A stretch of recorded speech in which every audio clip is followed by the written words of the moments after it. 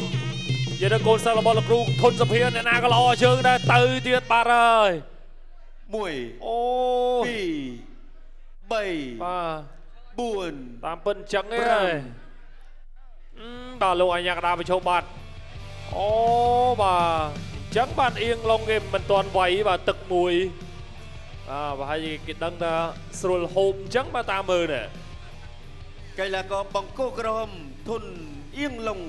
ទទួលបានជ័យជំនះដោយកីឡាករបង្គោលខៀវឲ្យបោះបង់ការប្រកួតក្នុងទឹកទី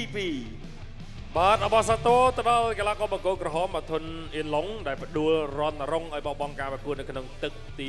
2ទស្សនិកជនជាទីមេត្រីសូមសម្រាប់បន្តិចសិនចូលមកវិញនឹងទស្សនាការប្រកួតគូមិត្តភាពអន្តរជាតិ